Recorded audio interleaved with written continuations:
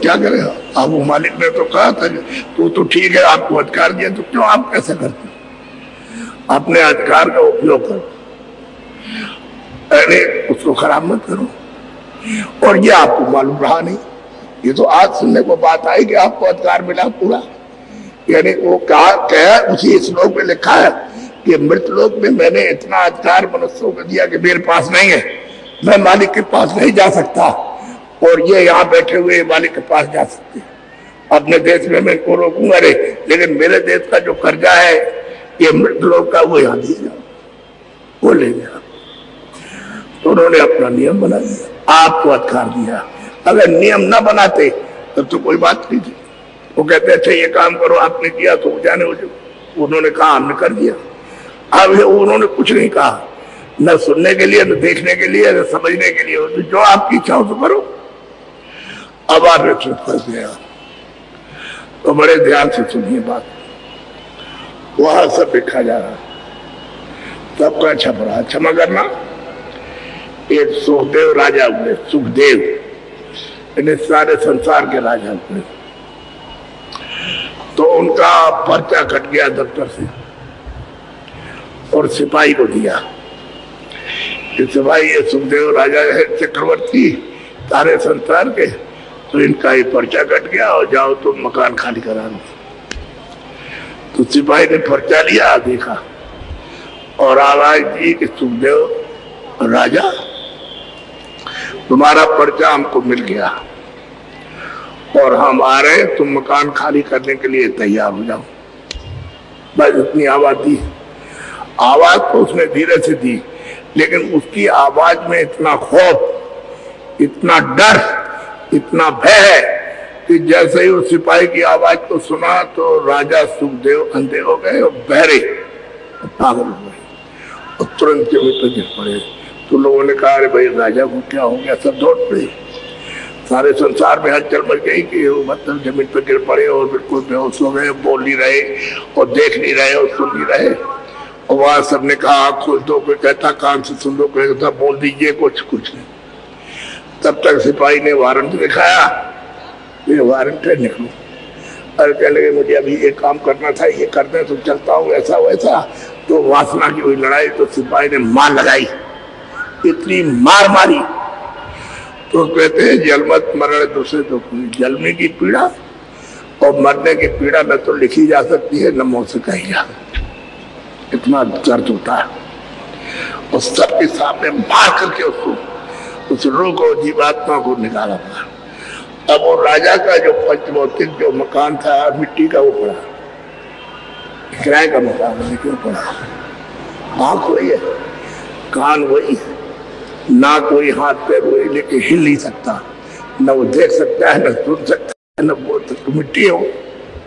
और जब उसमें जीवात्मा रूह बैठी थी तो मिट्टी हरकत करती थी, आँख से देखते थे, कान से सुनते थे और नाक से सुनते थे और हाथ पैर हिलाते थे, वो सब कुछ था। अब मिट्टी हो गया। अच्छा आप क्या करोगे? अब उसको देखा, जल्दी करो, इसको कपड़ा डालो, देखा नहीं जाता, तो चला गया। अब वो सकल सूरत तो खराब हो गई तुरंत, तो कपड़ा डाल दिया। फिर उससे कहा कि जरा सा उसका मुंह दिखा दो। तो कपड़े को हटाया, से राजा का मुंह दिखा, तो देख के डर लगता है, ढको इसको, बंद कर दो। कपड़ा डाल दिया और जल्दी इसका ले जाओ। सबने, घर वाले, स्त्री ने, उनके जो भी है रिश्तेदार हैं, वो सब जितने भी कर्मचारी हैं, जल्दी करो, देर मत करो। वहां ले गए और वहां जाके गड्ढा खोदा और नीचे दबा दिया। उधर ले गए तो लकड़ियों पर रत्तन के लकड़ियां रखी, तो जहां मतलब ये कम वहां ज्यादा रख दी, तो जलाओ, सूख दिया। अब छाया थी गायब, मिट्टी और पानी और ये सब पे अलग अलग अपने अपने मिल गए, नाम निशान छाया का खत्म। अब तुम रोज चिल्लाओ, बच्चे के लिए, स्त्री के लिए, पुरुष के लिए, वो नहीं मिलेगा। ये तो किराए का मकान है। वो अगर उसका इतना रात था और सोना चांदी और हीरे जवाहरात खजाने थे, उनमें से कोई चीज नहीं गई, राजा नहीं ले जा सकता। अरे बच्चों आपके पास क्या है जो आप ले जाओगे?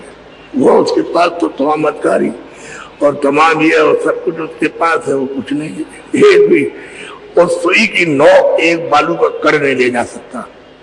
तो जब वो नहीं ले गया, वहां मार करके ले गए, वहां पहुंचाया दफ्तर में, तो हिसाब सब तैयार था, हिसाब और वो कैमरा उतारा, उस सिपाही ने उसको लिया, वहां सामने हाजिर कर दिया जज साहब के। अब उन्होंने फौरन रील फैलाई, साहब 50 साल का 80 साल का साहब उसमें छपा हुआ, और उससे मिलाया। जो दफ्तर में कर्मचारी दिख रहे थे कि दोनों से टैली कर रहा है कि नहीं कर रहा, देखा उन्होंने। ऐसे पूछा कि देखो तुमने इसमें से कोई पुण्य किया है?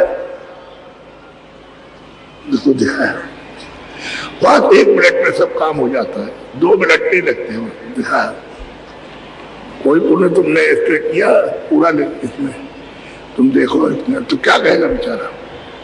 क्योंकि ये लाखों बच्चे और बच्चियों और औरतों को आपने ये लाखों को मार दिया, सिर का कट पड़ा है, हाथ तड़प ये तड़प रहा, वो ये गिर रहा, खून बह रहा है सबका सब, शहरों के शहरों को साफ कर, तो ये तमाम संपत्ति लूट के खजाने में जमा कर दी। ये तुमने क्या किया? हमने तो कहा था कि तुम इन आत्माओं को आराम से रखना और चक्रवर्ती राजा रहना। अब उन्होंने कहा तुमको सजा दी जाती। सुखदेव राजा को अब सखा दी गई, सारे संसार का राजा,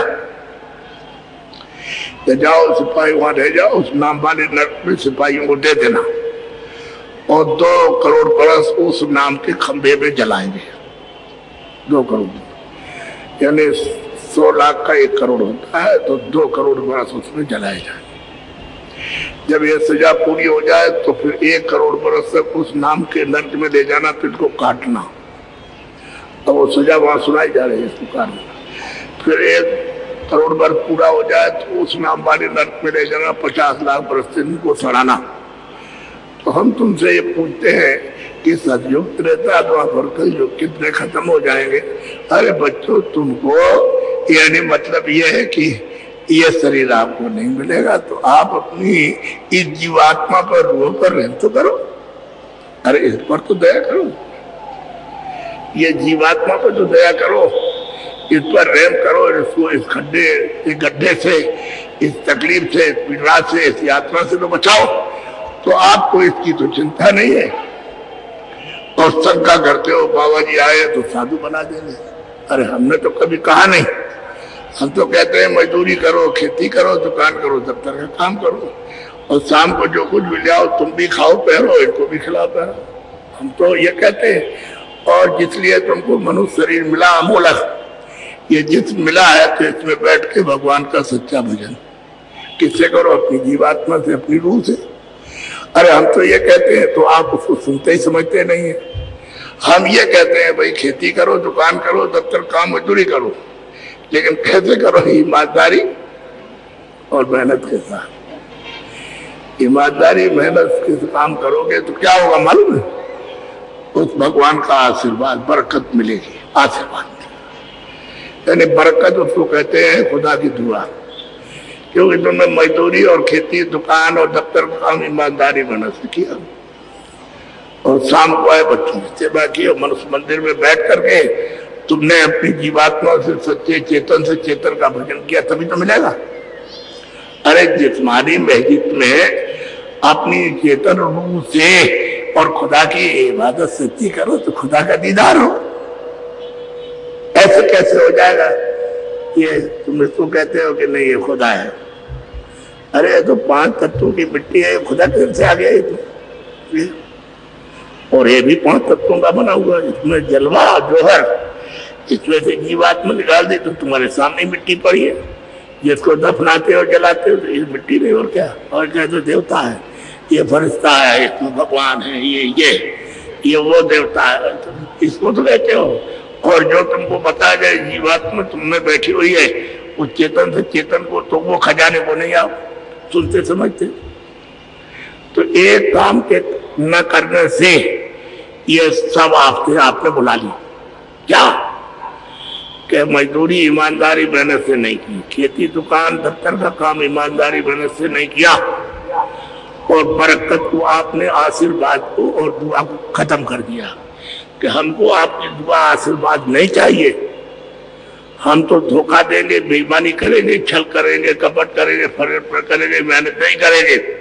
हम ईमानदार नहीं रहेंगे, हम तो ये सब इकट्ठा करेंगे साथ सामान। समझ गए? तो हमारे पास एक आदमी आया, उसने कहा महाराज, भाई कैसे आए? कह लगे हमको लोगों ने बताया कि बाबा जी के पास जाने से और बीमारी दूर हो जाती है। हमने तुम कैसे आए? कह लगे हमको दुआ लेने, कुछ आशीर्वाद लेने। हमने भाई ऐसे तो नहीं मिलता आशीर्वाद। किसने कह दिया बेवकूफ ने कैसे आशीर्वाद मिलता? तो कैसे मिलेगा? हमने तो हमारी बात सुनोगे तो फिर सोचा जाएगा। तो कह लगे कब से सुने? हमने जब से तुम्हारी तबीयत हो तब से सुन लो। कह लगे कल से आएंगे। तो मेरे पास आने लगा, तो 4 दिन समय दिया। तो कहता महाराज हमको बहुत अच्छा लगा जो आपने सुनाया, हमको भगवान की चर्चा बहुत अच्छी लगी, हम और समय दे सकते हैं। हाँ आपसे? तो 10 दिन हो गए। तो बोला कह लगे महाराज हमारी इच्छा है कि 10 दिन और आपकी बात को सुने, हमको बहुत पसंद आया। हमने ठीक है। तब तक बीच में बोला कि हम 10 दिन और ले सकते, हमने ले लो। तो 1 महीने हमारे पास। तो हमने पूछा, हमने कि तुम्हारे घर में? कह वो तो असाध्य बीमार है, मरने वाली है, और लड़का भी हमारा उसी तरह से बीमार है, हम भी बीमार हैं, हमारी हालत देखी। तो हमने उसको कुछ नहीं सुनाया, भगवान की चर्चा सुनाई बस। एक दिन हमने पूछा, हमने कहा भाई वो चारपाई में पड़ी है तो दवा? कल हमने कुछ नहीं दिया। और तुम दवा रख करके नहीं रखे? हमारे पास पैसे ही नहीं। तो कल हमने बहुत कर्जा लिया, हमारा कर्जा लदा हुआ, हम कहाँ से कितना दे? हमारे पास पैसा नहीं, हम कर्जा कितना लेंगे, वो कहाँ से देंगे? तो हम वहां गए नहीं। हम तो जाते हैं अपने काम पर, और फिर शाम को जब आपके पास 2 घंटे समय देते हैं। हमने अच्छी बात, खैर कोई बात नहीं। 1 महीना हो गया पूरा। तो हमने फिर पूछा, हमने भाई स्त्री कह ठीक हो गई? और लड़का कह वो भी ठीक हो गया, और तुम? कह मैं भी ठीक हो गया। तुमने क्या काम करते हो? चपरासी। कह 8 फीट की दूरी पर दफ्तर है, वहां जाता हूँ, सुबह अंधेरे में जाता हूँ, देर में पहुंच पाता हूँ, शाम को 9 बजे छुट्टी होती है, तो मैं रात को 11 बजे आता हूँ। तो हमने एक बात करोगे? कह लगे आप कहिए, तुम करेंगे। मैंने तुम दफ्तर में चपरासी हो गए। और लड़का कह वो भी ठीक हो गया, और तुम? कह मैं भी ठीक हो गया। तुमने क्या काम करते हो? चपरासी। कह 8 फीट की दूरी पर दफ्तर है, वहां जाता हूँ, सुबह अंधेरे में जाता हूँ, देर में पहुंच पाता हूँ, शाम को 9 बजे छुट्टी होती है, तो मैं रात को 11 बजे आता हूँ। तो हमने एक बात करोगे? कह लगे आप कहिए, तुम करेंगे। मैंने तुम दफ्तर में चपरासी हो तो ईमानदारी मेहनत से काम कर। खट से खड़ा हो गया। हम ईमानदारी मेहनत से नहीं कर सकते, रह सकते। जोर से चिल्लाया तो लोगों ने सुना। तो हमने अरे भाई धीरे से बोल, हम नहीं रह सकते, हमारे पास पैसा कहाँ से आएगा? जो हम मतलब ये है कि अपनी औरत बीमार पड़ेगी, बच्चा बीमार पड़ेगा, तो दवा कहाँ से जाएंगे? तो हमने उससे कहा तुम तो ले दे। तो 1 महीने आया, पूरे स्त्री को दवा नहीं दी और कुछ देखा भी नहीं, और खाली भगवान की चर्चा सुनी। और वो तेरी स्त्री, तेरा बच्चा तो ठीक हो गया, तो ये इतना ध्यान। वो कहता हम ईमानदारी और मेहनत से नहीं रहेंगे।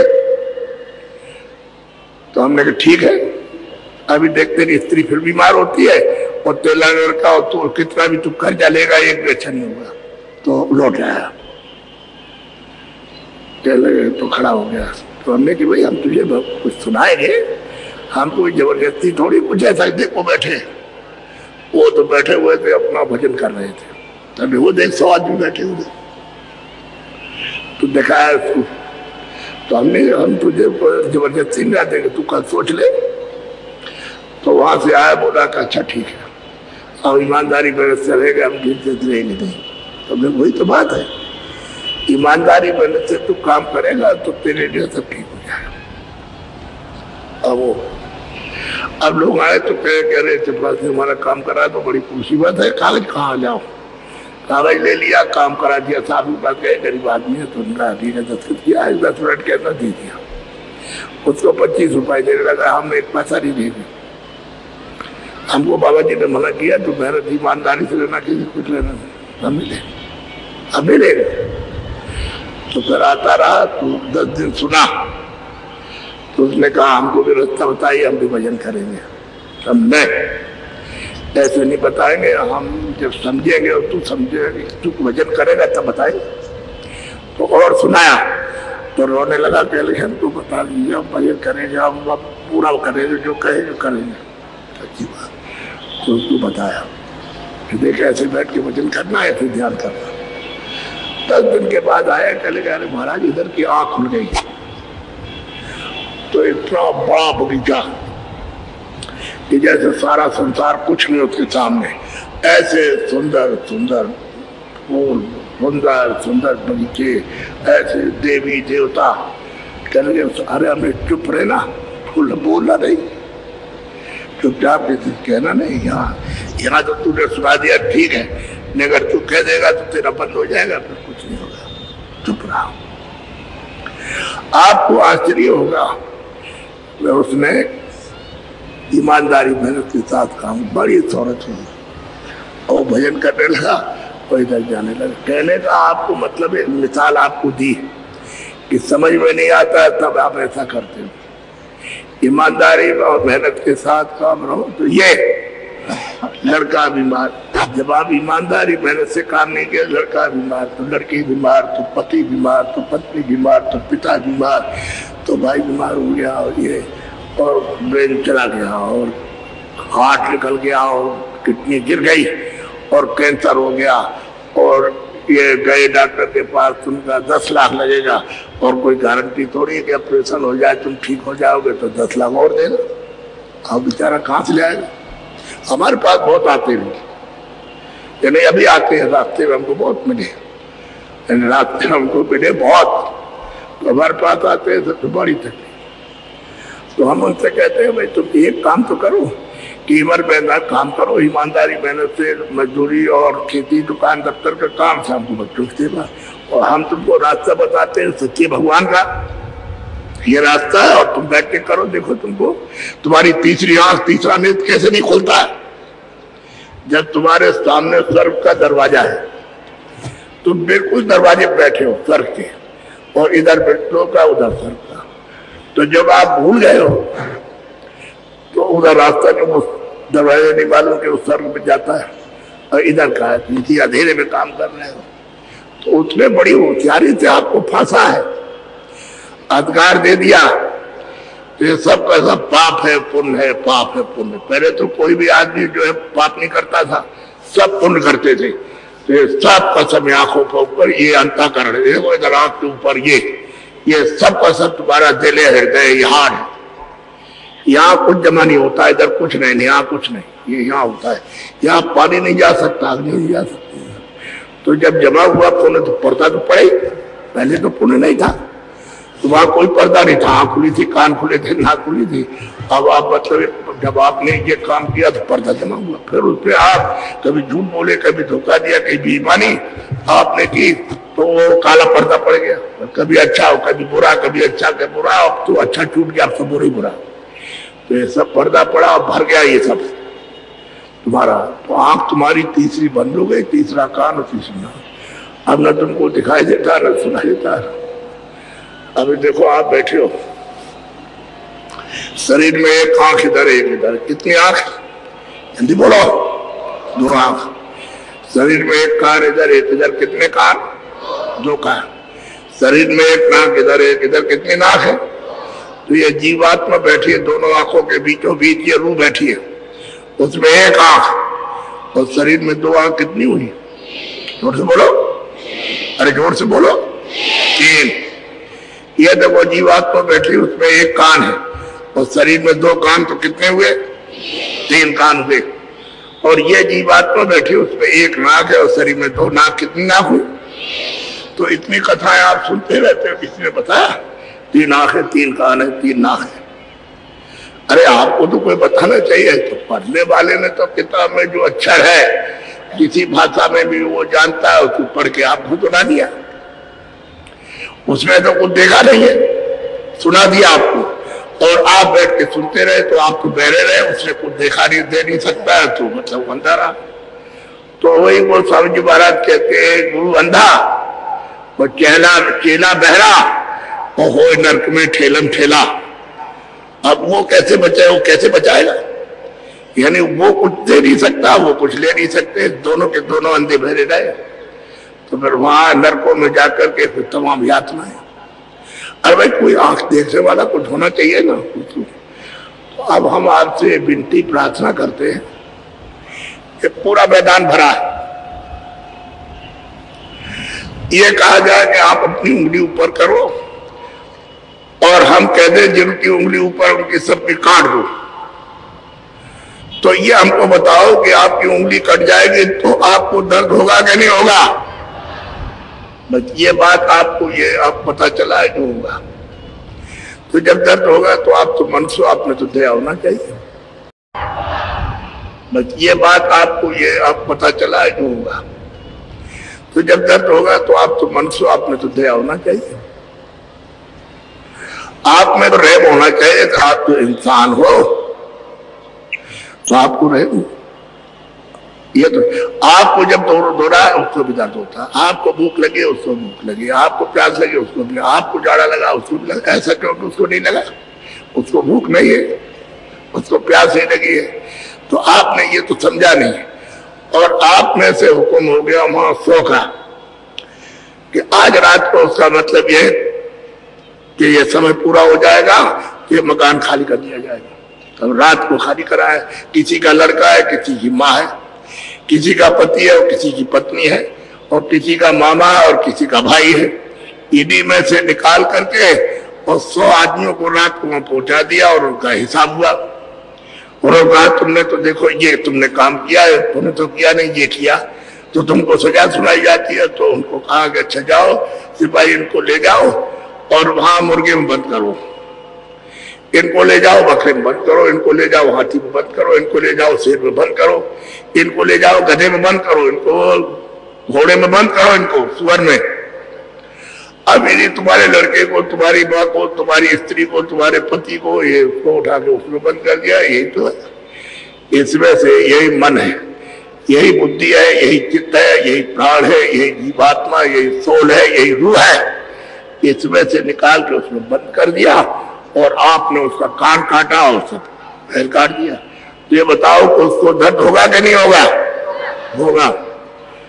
आखिर में तो वो जीवात्मा और रूह तो यही है। ये किसने आपको समझा दिया कि इसको दर्द नहीं होगा, ये रूह नहीं है, जीवात्मा नहीं है? अब ये तुमने जो काम किया है इसी तो ले जाएगा वो नरकों में, वो जलाएगा, वो काटेगा, वो वहां ले जाएगा सजा सुना करके। वो बचने वाला तो राजा भी नहीं, कोई मुल्ला, कोई पंडित, कोई मतलब साधु, कोई सन्यासी, कोई उदासी, कोई बैरागी, तो बचने वाला नहीं है। वो तो मतलब ये सबको वहां जाना। तो आप आए थे जिस काम के लिए, वो अपना काम तो किया नहीं, इसमें लग गए।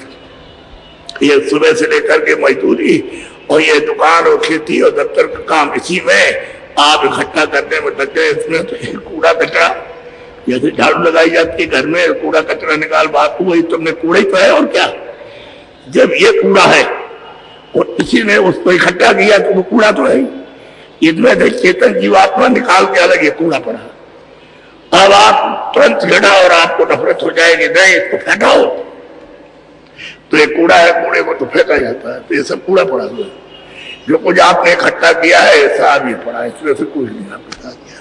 तो आप ये बात क्यों सोचते हो जिस काम के लिए हम आए कि हमको अमोलक अपना आत्मधन मिले, रूहानी खुदाई खजाना मिले और हमको नजात यहाँ से मिल जाए, हम छूट जाए जन्म से, मरण से और इन दुखों से, और अपने देश में, अपने घर में पहुंच जाए इंसान के पास, मालिक के पिता के पास। तो सदा के लिए न जन्मो न मरो, न 84 जाओ, न नरक हो जाओ, न कोई काम है, न कोई काज है, न अच्छे है, न बच्चे है, न खच्चे है। तो हम आपको वो देने आए। इतने याद रखो, दया करो, रहम करो, किसी आदमी को, बच्चे को मत मारो, किसी पशु और पंछी को मत मारो जिसमें से जीवात्मा निकाल दी जाती, निकल जाती है, वो मुर्दा हो जाता है। उसको जो भी आदमी इंसान छूटेगा तो उसको मतलब ये छुआछूत लग जाएगा, अशुद्ध हो जाएगा, यदि पाक साफ पी जाएगा ना पाक। तो उसको नदी में, तालाब में, कुएं पर स्नान करते हो, कपड़े धोते हो। तो आप ऐसा करो, रहम करो, दया करो सबके लिए। वहां तो कचहरी एक है सबके लिए, वहां को ना हिंदू है, ना कोई मुसलमान, ना सिख है, ना ईसाई, ना ब्राह्मण है, ना सच्चे, ना वहां कोई हरिजन है, ना कोई नाई, ना धोबी, ये वह कोई नहीं है। क्योंकि ये सब ना आपके यहाँ रखे हुए अपनी सुविधा के लिए, सहूलियत के लिए, उसकी तरफ से कोई ढंग नहीं। तो आप उसको समझ लो अच्छी तरह से, तो आप दया करो, रहम करो, और ऐसा काम मत